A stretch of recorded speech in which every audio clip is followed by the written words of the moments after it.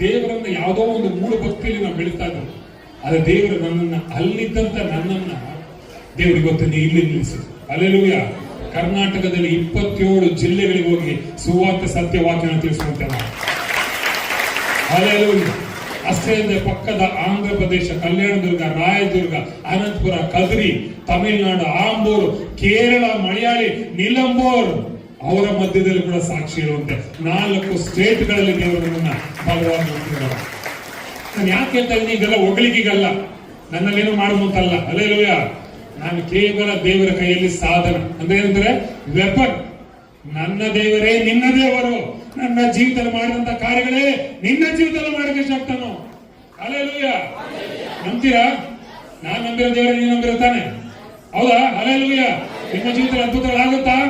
ಮಾರ್ಗಗಳಾಗ್ತದ? ಅಸಾಧ್ಯವಾದದ್ದಾಗುತ್ತಾ? ಸ್ವಸ್ಥತೆ ಆಗುತ್ತಾ? ಬಿಡುಗಡೆ ಆಗುತ್ತಾ?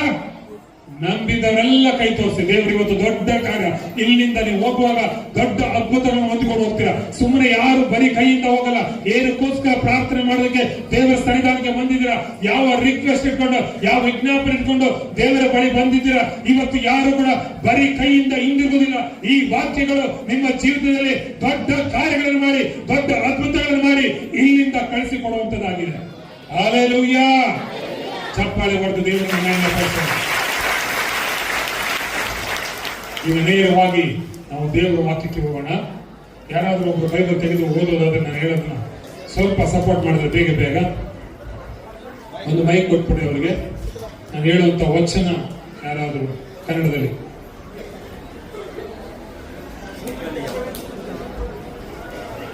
ಅವ್ರಿಗೆ ಸಪೋರ್ಟ್ ಮೈಕ್ ಇಟ್ಕೊಳ್ಳಿ, ಅವ್ರಿಗೆ ಪೇಜ್ ತೆಗೆಯೋದಕ್ಕೆ ಸಪೋರ್ಟ್ ಮಾಡಿ ಯಾರಾದ್ರೂ. ಹಲ್ಲೆಲೂಯ. ನೇರವಾಗಿ ದೇವರ ವಾಕ್ಯಕ್ಕೆ ಹೋಗೋಣ. ಇವತ್ತು ನಾನು ಹೇಳುವಂತ ಮಾತು ಬಹಳ ಇಂಪಾರ್ಟೆಂಟ್ ನಿಮ್ಮೆಲ್ಲರಿಗೂ. ಕೆಲವು ಯಾಕೆ ಬಿಡುಗಡೆ ಆಗಲ್ಲ, ಕೆಲವು ಯಾಕೆ ಸ್ವಸ್ಥತೆ ಆಗಲ್ಲ ಅಂದ್ರೆ ಕೆಲವು ಈ ವಿಷಯ ಯಾರು ಮಾಡ್ತಾ ಇಲ್ಲ. ಯಾರು ಮಾತಾಡಬಾರ್ದು. ಪವಿತ್ರಾತ್ಮನು ಮಾತಾಡುವಾಗ, ಇದು ವೆಂಕಟೇಶ್ ಪಾತ್ರ ಅಲ್ಲ, ಪವಿತ್ರಾತ್ಮನು ಮಾತಾಡ್ತಾನೆ ನೇರವಾಗಿ. ಕಿವಿ ಜಾಗ್ರತೆ ಬೇಕು. ಜಾಗ್ರತೆ ಕಿವಿ. ಯಾವ ಆಲೋಚನೆ ಬೇಡ, ಎಲ್ಲ ಮನಸ್ಸಲ್ಲಿ ಏನ್ ಇಟ್ಕೊಂಡ್ಬೇಡ್ರಿ. ನೇರವಾಗಿ ದೇವರಿನೊಂದಿಗೆ ಮಾತಾಡ್ತಾರೆ. ಹಲ್ಲೆಲೂಯ. ಮಾರ್ಕನು ಬರೆದಂತ ಸುವಾರ್ತೆ 11ನೇ ಅಧ್ಯಾಯ 22ನೇ ವಚನ ತೆಗಿರಿ. ಮಾರ್ಕನು ಬರೆದ ಸುವಾರ್ತೆ 11:22 ಓದಿಕೊಳ್ಳೋಣ. ಅವ್ರಿಗೊಂದು ಮೈಕ್ ಕೊಟ್ಬಿಡಿ. ನಮ್ದು ಒಂದ್ ನಿಮಿಷ. ಯೇಸು ಹೇಳಿದ್ದೇನೆ ಯಾರು ಹೇಳ್ತಾ ಇದಾರೆ? ಎಲ್ಲರೂ ಹೇಳ್ಬೇಕು. ಯಾರು ಹೇಳ್ತಾ ಇದಾರೆ? ಯೇಸು ಹೇಳಿದ್ದೇನೆಂದ್ರೆ ಯಾರು ಹೇಳ್ತಾ ಇದಾರೆ? ಯಾರು? ಗುರ್ತಿಟ್ಕೊಳ್ಳಿ. ಇದು ನೇರವಾಗಿ ಯೇಸು ಮಾತಾಡುವಂತ ಮಾತು. ಯೇಸು ಹೇಳಿದ್ದೇನೆಂದರೆ ನಿಮಗೆ ದೇವರಲ್ಲಿ ನಂಬಿಕೆ ಇರಲಿ. ಹಲ್ಲೆಲೂಯ. ಯಾವ ದೇವರಲ್ಲಿ? ಸತ್ಯ ದೇವರಾದ ನಮ್ಮ ಕರ್ತನಾದ ಯೇಸು ಕ್ರಿಸ್ತನಲ್ಲಿ ನಂಬಿಕೆ ಇರಲಿ. ಹಲ್ಲೆಲೂಯ. ನಿಮ್ಗೆ ಗೊತ್ತಾ, ನಂಬಿಕೆ ಇಲ್ಲದೆ ದೇವರನ್ನು ಮೆಚ್ಚಿಸುವುದು ಅಸಾಧ್ಯ ಅಂತ ಇಬ್ರಿ 11ನೇ ಅಧ್ಯಾಯ 6ನೇ ವಚನ ಹೇಳುತ್ತೆ. ನಂಬಿಕೆ ಇಲ್ಲದೆ ಯೇಸುವನ್ನು ಮೆಚ್ಚಿಸುವುದಕ್ಕೆ ಸಾಧ್ಯವೇ ಇಲ್ಲ. ಯೇಸು ಬಳಿಗೆ ಬರುವವನು ದೇವರು ಇದ್ದಾನೆ ಅಂತ, ಆತನನ್ನು ಹುಡುಕುವವರಿಗೆ ಪ್ರತಿಫಲ ಕೊಡುತ್ತಾನೆ ಅಂತ ನಂಬುವುದು ಅವಶ್ಯ ಅಂತ ದೇವರ ವಾಕ್ಯದ ಬರೆಯಲ್ಪಟ್ಟಿದೆ. ಹಲ್ಲೆಲೂಯ. ನಂಬಿಕೆ ಇಲ್ಲಂದ್ರೆ ದೇವರು ಮೆಚ್ಚಿಸಕ್ಕೆ ಸಾಧ್ಯ ಇಲ್ಲ. ಇನ್ನು ಕಾಣಿಕೆ ಕೊಡು, ದರ್ಶನ ಕೊಡು, ಉಪವಾಸ ಪ್ರಾರ್ಥನೆ ಮಾಡು, ಕಣ್ಣೀರು ಪ್ರಾರ್ಥನೆ ಮಾಡು, ಎಲ್ಲವನ್ನು ಮಾಡು. ಆದ್ರೆ ನಿನ್ನೊಳಗೆ ನಂಬಿಕೆ ಇಲ್ಲ ಅಂದ್ರೆ ದೇವರನ್ನು ಮೆಚ್ಚಿಸೋದಕ್ಕೆ ಸಾಧ್ಯನೇ ಇಲ್ಲ. ಹಲ್ಲೆಲೂಯ. ಹಲ್ಲೆಲೂಯ. ಕ್ರೈಸ್ತನಿಗೆ ಒಂದು ಆಧಾರ, ಕ್ರಿಶ್ಚಿಯನ್ಗೆ ಒಂದು ಆಧಾರ ಕೇವಲ ನಂಬಿಕೆ ಮಾತ್ರ. ಹಲ್ಲೆಲೂಯ. ಏನಂತ ನಂಬಿಕೆ? ನನ್ನ ದೇವರು ಇವತ್ತು ನನ್ನ ಮಧ್ಯದಲ್ಲಿದ್ದಾರೆ. ನನ್ನ ದೇವರು ನನ್ನನ್ನು ನೋಡ್ತಾ ಇದ್ದಾರೆ. Is watching. ಆತನ ಹೆಸರು ಎಲ್ಲರೂ ಈ ಸೀಟು ಆಂಗಲ್ ಅಡ್ಡ ಇಲ್ಲ. ಈಗ ದೇವರು ನಮ್ಮನ್ನೆಲ್ಲರನ್ನು ನೋಡ್ತಾ ಇದ್ದಾರೆ. ಇದು ನಂಬಿಕೆ. ನಂಬಿಕೆ ಇದೆಯಾ ಎಲ್ಲರಿಗೂ? ಯೇಸು ಸ್ವಾಮಿ ನಮ್ಮ ನೋಡ್ತಾ ಇದ್ದಾರಾ? ಯೇಸು ಈಗ ನೋಡ್ತಾ ಇದ್ದಾರಾ? ನಿನ್ನ ಜೀವಿತ, ನಿನ್ನ ಪರಿಸ್ಥಿತಿ ಪ್ರತಿಯೊಂದು ಕೂಡ ಆತನಿಗೆ ಗೊತ್ತಿದೆ. ಹಲ್ಲೆಲೂಯ. ಅದಕ್ಕೆ ಒಂದು ವಾಕ್ಯ ಹೇಳ್ತದೆ, ಇಸ್ರಾಯೇಲನ್ನು ಕಾಯುವ ಆತನು ತೂಕಡಿಸುವುದೂ ಇಲ್ಲ, ನಿದ್ರಿಸುವುದೂ ಇಲ್ಲ. ನಮ್ಮ ದೇವರಿಗೆ ತೂಕಡಿಕೆ ಇಲ್ಲ, ನಿದ್ರೆ ಮಾಡೋದು ಇಲ್ಲ. ಹಲ್ಲೆಲೂಯ. ಏನದ ತೂಕಡಿಕೆ ಅಂತ ಗೊತ್ತಾ? ಈ ಗೇಟ್ ಮುಂದೆ ಸೆಕ್ಯೂರಿಟಿ ವಾಚ್ಮನ್ ಕಾಯ್ತಾ ನೋಡ್ರಿ. ಕಾಯ್ಬೇಕಾದ್ರೆ ಯಾರಾದ್ರೂ ಬರ್ತಾರ ಇಲ್ಲೋದ ನೋಡ್ತಾನೆ. ಸ್ವಲ್ಪ ಹಿಂಗ್ ಕುಳಿತಾನೆ, ಹೌದಲ್ವಾ? ಅರ್ಥ ಆಯ್ತಾ ನಿಮ್ಗೆ? ತೂಕಡಿಕೆ ಅಂದ್ರೆ ನಿದ್ರೆ ಅಂದ್ರೆ ಏನು? ಚಾಪೆ ಹಾಸ್ಕೊಂಡು ಮಲಿಕೊಂಡ್ಬಿಡೋದು. ನಮ್ಮ ದೇವರು ತೂಕಡಿಸುವುದೂ ಇಲ್ಲ, ನಿದ್ರಿಸುವುದೂ ಇಲ್ಲ. 24x7 7 ದಿನಗಳು 24 ಗಂಟೆ ಆತನ ಕಣ್ಣುಗಳು ಯಾವಾಗಲೂ ನಮ್ಮನ್ನು ನೋಡ್ತಾನೆ ಇರ್ತಾರೆ. ಎಂತ ದೇವರೇ, ಎಂತ ದೇವರು ಅಂತ ದೇವರು. ಬೇರೆಯವ್ರನ್ನ ಹಾಡಾಕಿ ಎದ್ದೇಳೋದು ಎಬ್ಬಿಸ್ಬೇಕು, ಆದ್ರೆ ನಮ್ಮ ದೇವರನ್ನ ನಾವು ಎಬ್ಬಿಸ್ಬೇಕಾಗಿಲ್ಲ, ಯಾವಾಗಲೂ ನಮ್ಮ ನೋಡುವಂತ. ಅದಕ್ಕಾಗಿ ಈಗಲೂ ನಮ್ಮ ನೋಡ್ತಾ ಇದ್ದ ನಂಬಿಕೆ ನಿಮ್ಮಲ್ಲಿ ನೋಡ್ತಾ ಇದ್ದ ನಂಬಿಕೆ ಇದೆಯಾ? ಇದೇ ನಂಬಿಕೆ. ಹಲ್ಲೆಲೂಯಾ. ನಿಜವಾಗ್ಲೂ ನಂಬಿಕೆ ದೊಡ್ಡ ಕಾರ್ಯ. ಅದಕ್ಕೆ ಯೇಸು ಹೇಳ್ತಾರೆ, ಮೊದಲು ದೇವರಲ್ಲಿ ನಂಬಿಕೆ. ಈಗ ಮುಂದಕ್ಕೆ ನಿಮಗೆ ಸತ್ಯವಾಗಿ ಹೇಳ್ತಾನೆ, ಇದು ನಿಜ, ಇದು ನಿಜ, ಇದು ಸತ್ಯ, ಏನೋ ಸತ್ಯವಾಗಿ ಹೇಳ್ತೇನೆ. ಆಮೇಲೆ ಯಾವನಾದರೂ ಕಿತ್ತುಕೊಂಡು ಹೋಗಿ ಸಮುದ್ರದಲ್ಲಿ ಬೀಳು ಎಂದು ಹೇಳಿ ತನ್ನ ಮನಸ್ಸಿನಲ್ಲಿ ಸಂಶಯ ಪಡದೆ ತಾನು ಹೇಳಿದ್ದು ಆಗುವುದೆಂದು ನಂಬಿದರೆ ಅವನು ಹೇಳಿದಂತೆ ಆಗುವುದು. ತಾನು ಹೇಳುವುದು ಆಗುವುದೆಂದು ನಂಬಿದರೆ ಅವನು ಏನು ಹೇಳ್ತಾನೋ ಹಾಗೆ ಆಗುತ್ತೆ. ನಮ್ಮ ದೇವರು ಸಣ್ಣ ಪುಟ್ಟ ಕೊಡಲ್ರಿ, ಕೊಟ್ರೆ ದೊಡ್ಡ ಆಶೀರ್ವಾದ ಕೊಡಲ್ಲ. ಹಲ್ಲೆಲೂಯಾ. ಚಿಕ್ಕ ಪುಟ್ಟ ಕೊಡಲ್ಲ. ಕೆಳಮಟ್ಟದಲ್ಲಿದ್ದಂತ ನನ್ನನ್ನ ಈ ಒಂದು ಉನ್ನತ ಸ್ಥಾನಕ್ಕೆ ತರೋದಕ್ಕೆ ಕಾರಣ ಕೇವಲ ಆತನಲ್ಲಿಟ್ಟಂತ ಆ ಒಂದು ನಂಬಿಕೆ, ವಿಶ್ವಾಸ, ಭರವಸೆ. ನನ್ನ ದೇವರು ಎಲ್ಲವನ್ನು ಮಾಡೋದಕ್ಕೆ ಇಷ್ಟಪಡ್ತಾರೆ. ನಾನು ಸಾಕ್ಷಿ ಹೇಳಿಲ್ಲ, ಡಾಕ್ಟ್ರು ರೈಟ್ ಸೈಡ್ ಕಿಡ್ನಿ ತೆಗೆದುಬಿಟ್ರೆ ಇವ್ರು ಸತ್ತೋಗ್ತಾರೆ ಅಂತ ಬಂದು ನನ್ನ ಬೆಡ್ ಹತ್ರನೇ ಹೇಳ್ತಾರೆ. ಹಾಸ್ಪಿಟಲ್ ಮಲಗಿದ್ದೀನಿ, ಸಾವು ಬದುಕು ನನಗೆ ಜ್ಞಾನನೇ ಇಲ್ಲ.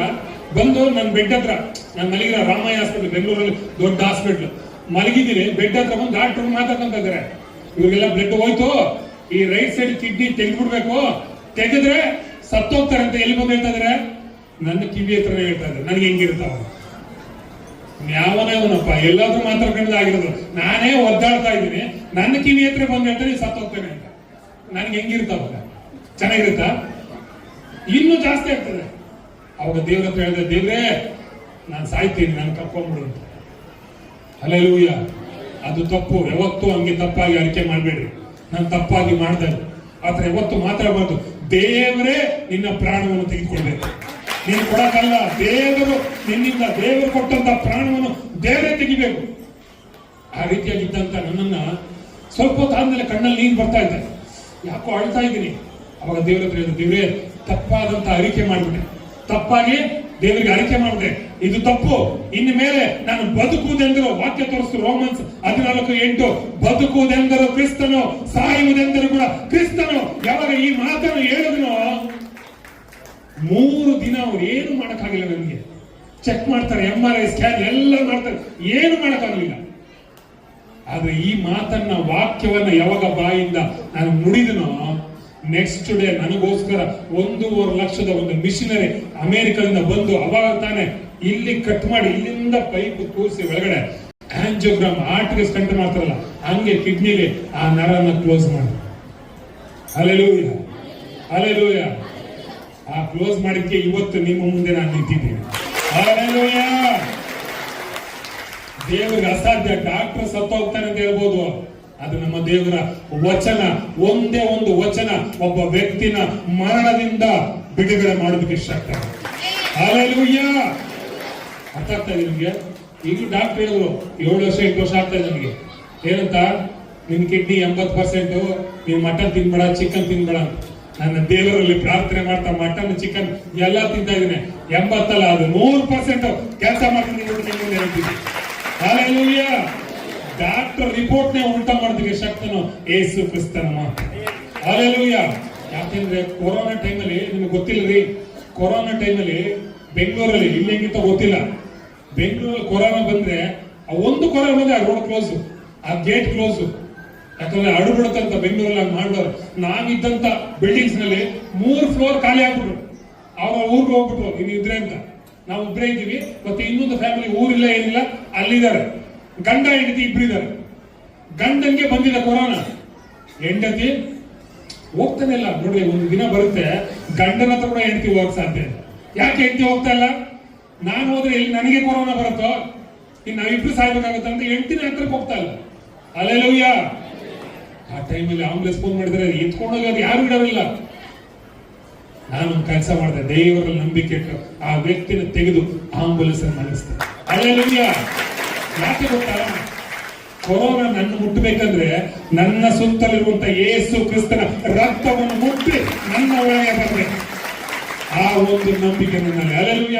ನನ್ನ ಮುಟ್ಟಕ್ ಸಾಧ್ಯ ಇಲ್ಲ, ಯಾಕಂದ್ರೆ ನನ್ನ ಸುತ್ತಲಿರೋದು ಯೇಸುವಿನ ರಕ್ತ. ಹಲ್ಲೆಲೂಯ. ಯಾವಾಗ 3ನೇ ಅಲೆ 8ನೇ ಅಲ್ಲ, ಫಸ್ಟ್ ಕೊರೋನಾ ಬಂದಾಗ ಎಷ್ಟು ಭಯ ಇದ್ರು ಅಂತ ಸಮಯದಲ್ಲಿ ಹೋಗ್ಬಿಟ್ಟಿದ್ದೀನಿ. ಹಲ್ಲೆಲೂಯ. ಇವತ್ತು ಆ ವ್ಯಕ್ತಿ ನಾನು ಮನಸ್ಸಿಗೆ ಇವತ್ತು ಸಾಕ್ಷಿಯಾಗಿ ನಿಂತ್ಕೊಂಡಿದ್ದಾನೆ. ಹಲ್ಲೆಲೂಯ. ಹಲ್ಲೆಲೂಯ. ನಾನು ಯಾಕೆ ಹೇಳ್ತೀನಿ ಅಂದ್ರೆ, ನಿಮ್ಮ ಸುತ್ತಲೂ ಇರುವಂತದ್ದು ಯೇಸು ಕ್ರಿಸ್ತನ ರಕ್ತ.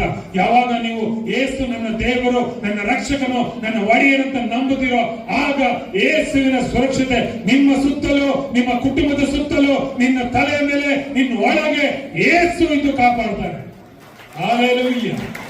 ಹಲ್ಲೆಲೂಯ. ಅರ್ಥ ಆಗ್ತಾ ಇದೆಯಾ? ದೇವರಲ್ಲಿ ನಂಬಿಕೆ ಇರಲಿ, ನಂಬಿಕೆ ಇರಲಿ. ಬೆಟ್ಟವನ್ನು ಕಿತ್ಕೊಂಡು ಹೋಗಿ ಸಮುದ್ರದಲ್ಲಿ ಬೀಳೋದು ಬೀಳ್ತದೆ. ಯಾವ ಬೆಟ್ಟ? ನಿನಗೆ ಯಾವುದು ರೋಗ ಎಂಬ ಬೆಟ್ಟ ಇದೆಯೋ, ಸಾಲ ಎಂಬ ಬೆಟ್ಟ ಇದೆಯೋ, ಮಾಟ ಮಂತ್ರಗಳ ಶಕ್ತಿಗಳ ಬೆಟ್ಟ ಇದೆಯೋ, ದೇವಗಳ ಶಕ್ತಿಯ ಬೆಟ್ಟ ಇದೆಯೋ, ಆ ಬೆಟ್ಟಕ್ಕೆ ಏಳು ಯೇಸು ನಾಮದಲ್ಲಿ ತಲೆಯುವುದಂದ್ರೆ ಓಡುತ್ತದೆ. ಹಲ್ಲೆಲೂಯ. ಹಲ್ಲೆಲೂಯ. ಸಮುದ್ರ ಅಂದ್ರೆ ಬೇರೆ ಏನಲ್ಲ, ಅದು ಲೋಕಕ್ಕೆ ಗುರುತು. ಲೋಕದಿಂದ ನಿಮ್ಮೊಳಗೆ ಬಂದಿದೆ, ಮತ್ತೆ ಲೋಕಕ್ಕೆ ಹೋಗ್ಬೇಕು. ಹಲ್ಲೆಲೂಯ. ಅರ್ಥ ಆಗ್ತಾ ಇದೆ ನಿಮ್ಮೆಲ್ಲರಿಗೂ? ಅರ್ಥ ಆಗ್ತಾ ಇದೆಯಾ? ಮೊದಲೇನ್ಬೇಕು? ದೇವರಲ್ಲಿ ನಂಬಿಕೆ ಇರಲಿ, ಯೇಸುವಿನಲ್ಲಿ ನಂಬಿಕೆ ಇರಲಿ. ನಂಬಿಕೆ ಇಲ್ಲದ ದೇವರನ್ನ ಯಾವ ರೀತಿ ನೀವು ಮೆಚ್ಚಿಸ ಸಾಧ್ಯ ಇಲ್ಲ. ನೀವು ಏನೆಲ್ಲ ಮಾಡಿದ್ರು ದೇವ್ರ ಉಪಯೋಗ ಇಲ್ಲ. ಆದ್ರೆ ಹೃದಯದಲ್ಲಿ ಬಾಯಿಂದ ಅರಿಕೆ ಮಾಡಿ, ಯೇಸು ಕ್ರಿಸ್ತನು ನನ್ನ ದೇವರು, ನನ್ನ ರಕ್ಷಕನು ಎಂದು ಬಾಯಿಂದ ಅರಿಕೆ ಮಾಡಿ ಹೃದಯದಿಂದ ನಂಬುವುದರ ಮೂಲಕ ನಿನಗೆ ರಕ್ಷಣೆ ಉಂಟಾಗುವಂತ ರೋಮ 10ನೇ ಅಧ್ಯಾಯ 9ನೇ ವಚನ ಹೇಳ್ತಾರೆ. ಹಲ್ಲೆಲೂಯ. ಹಲ್ಲೆಲೂಯ. ಸುಮ್ಮನೆ ಪ್ರಾರ್ಥನೆ ಇಲ್ಲ, ವಾಕ್ಯ ಬಿಡಿದು ಪ್ರಾರ್ಥನೆ ಮಾಡಿ. ಯಾಕೆ? ಜ್ಞಾನೋಕ್ತಿಗಳು 18ನೇ 21ನೇ ವಚನ ಹೇಳ್ತದೆ, ಜೀವ ಮತ್ತು ಮರಣಗಳು ನ್ಯಾಲಿಗೆಯ ವಶ. ನೀನು ಜೀವ ಮಾತಾಡಿದ್ರೆ ಜೀವ ಉಂಟಾಗುತ್ತೆ, ಮರಣ ಮಾತಾಡಿದ್ರೆ ಮರಣ ಉಂಟಾಗುತ್ತೆ. ಹಲ್ಲೆಲೂಯ. ಜೀವ ಅಂದ್ರೆ ಏನು?